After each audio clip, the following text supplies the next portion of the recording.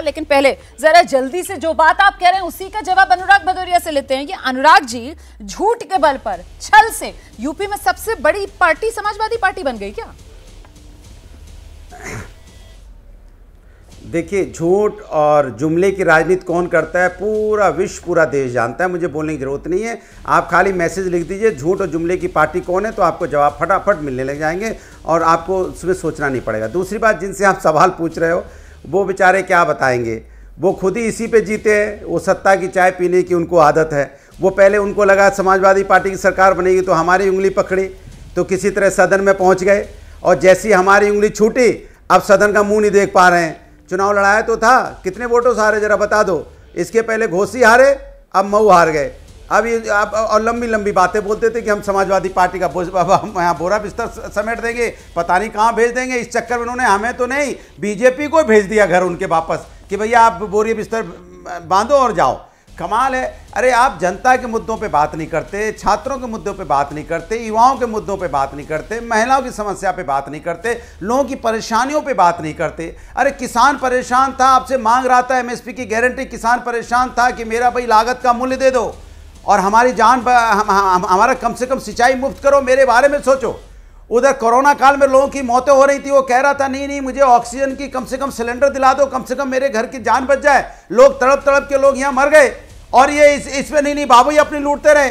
Lockdown किया तो कितने लोग पैदल चल चल के मर गए, जबकि यहाँ पे गाड़ी, यहाँ पे ट्रेन बसेस खड़ी रही, लोग पैदल चलते रहे। ऐसी सरकार आपने कभी देखी? जनता ने, उत्तर प्रदेश की जनता ने जवाब दिया है। और उत्तर प्रदेश की जनता ने, एक सेकंड, उत्तर प्रदेश की जनता ने कहा है कि ऐसी सत्ता मुझे नहीं चाहिए। उत्तर प्रदेश में ऐसा नेता, ऐसी हमें दोबारा भी बारी आएगी। कोई सत्ता नहीं चाहिए देश के अंदर। आगे के लिए भी बचा कर दोनों वरिष्ठ पत्रकारों का रुख करते हैं। मैं हर्षवर्धन त्रिपाठी जी पहले आपके पास आ रही हूँ। यहाँ पर जो समाजवादी पार्टी की तरफ से गिनाया जा रहा है साहब, किसानों का नाम लिया जा रहा है, महिलाओं का नाम लिया जा रहा है, युवाओं का नाम लिया जा रहा है, कोरोना वाला दौर वो याद करा रहे हैं, कोरोना पीड़ितों क्या वो जिक्र कर रहे हैं, यहाँ पर उस दौर के दर्द का वो जिक्र कर रहे हैं। ये मामला सर महिला, युवा, किसान वहां तक पहुंचने की जरूरत है या सीधे सीधे वो जातिगत गणित और वो 400 पार वाला नारा जिसमें संविधान बदलने का डर, यही इस मामले की जड़ में है? हर्षवर्धन जी। देखिए रोमाना जी, आपने सवाल में ही जवाब दे दिया है, लेकिन इसके आगे की एक बात है जिसको बार बार आप कह रहे हैं कि डबल इंजन होते हुए भी ये क्यों हो गया। तो कई बार होता है कि डबल इंजन में अगर इंजन काम करना बंद कर दे या इंजन जानबूझकर बंद हो जाए, भारतीय जनता पार्टी को ये स्वीकार करना पड़ेगा। देखिए अखिलेश यादव ने बहुत शानदार काम किया, बहुत बढ़िया कास्ट कॉम्बिनेशन किया, लेकिन ये सब क्यों हो पाया? ये इसी वजह से हो पाया क्योंकि भारतीय जनता पार्टी जिस चीज के लिए जानी जाती थी 2014 और 19 में जो शानदार काम किया था, वो 2024 आते आते थोड़ा नहीं कर पाई। और ये सच्चाई है कि भारतीय जनता पार्टी के नेताओं के बीच में सब कुछ चुनाव भर ठीक नहीं चल रहा था। बहुत से, अब इसको स्वीकार करने में अगर अभी भी नहीं भारतीय जनता पार्टी स्वीकार करेगी तो निश्चित तौर पर सुधार की कोई गुंजाइश नहीं दिखेगी। और कई ऐसी सीटें हैं जहां बहुत साफ साफ दिखता है कि जिस तरह की नाराजगी, जिस तरह के प्रत्याशी चयन, जिस तरह से एक दूसरे के खिलाफ लोग काम करते रहे, उसको भाजपा नहीं समझ पाई। जातिगत समीकरण क्या भाजपा ने नहीं साधे? खूब जमकर साधे। बताइए ना कौन सी सीट बदल दी इन्होंने। मैं तो कहता हूं कि भारतीय जनता पार्टी वो साहस नहीं दिखा पाई।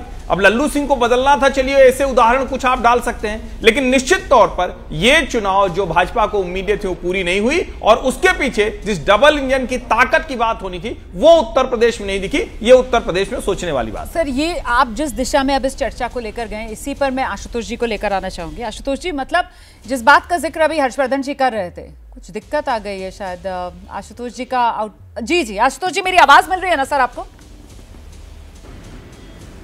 हाँ बिल्कुल साहब। जी आशुतोष जी, जिस बात का जिक्र अभी हर्षवर्धन जी कर रहे थे कि साहब डबल इंजन की सरकार, लेकिन अगर एक इंजन जानबूझकर काम करना बंद कर जाए तो मतलब क्या ये बीजेपी के साथ उत्तर प्रदेश में भीतरघात वाला खेला हो गया क्या सर? नहीं, मैं किसी तरीके के कॉन्स्पिरेसी थ्योरी पे कभी यकीन नहीं करता, इसलिए मैं ये नहीं मानूंगा कि कहीं अंदर कोई भीतरघात, क्योंकि मेरे पास जब तक कोई जानकारी नहीं होगी। लेकिन मैं एक बात बड़ी मजबूती के साथ कहता हूं, वो ये कि उत्तर प्रदेश के अंदर भारतीय जनता पार्टी की तैयारी किसी भी तरीके से कमजोर नहीं थी। अगर आप देखें तो भारतीय जनता पार्टी ने चुनाव के दौरान जिस तरीके से सुभाष पास को अपने साथ लिया, निषाद पार्टी को अपने साथ लिया, आरएलडी को अपने साथ लिया, यानी तमाम जातिगत समीकरणों को अपने साथ लाने की पूरी कोशिश की। दूसरी बात, 22 जनवरी को भगवान राम की प्राण प्रतिष्ठा हुई और उसके बाद आपने देखा किस तरीके से सूर्य की रोशनी को उन तक लाने की कोशिश की गई। अब ये जो अगर इस माहौल के बावजूद अगर भारतीय जनता पार्टी नहीं जीत रही है तो उसके कुछ तो महत्वपूर्ण कारण होंगे। और कहां भारतीय जनता पार्टी नहीं जीती है, आप अयोध्या देख लीजिए।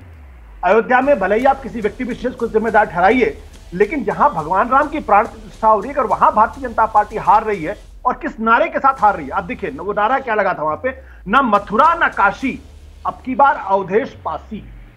ये नारा समाजवादी पार्टी की तरफ से दलित उम्मीदवार ने मजबूती के साथ लगाया और लोगों ने उनके नारे को स्वीकार किया। दूसरी जगह अमेठी, अमेठी में क्या कहा गया कि नेहरू खानदान के तो चपरासी को खड़ा कर दिया गया। उस चपरासी ने एक कैबिनेट मिनिस्टर को दिन में तारे दिखा दिए, वो कहां है किसी को मालूम नहीं। जिस एरोगेंस का परिचय उन्होंने दिया था उनको सजा मिली।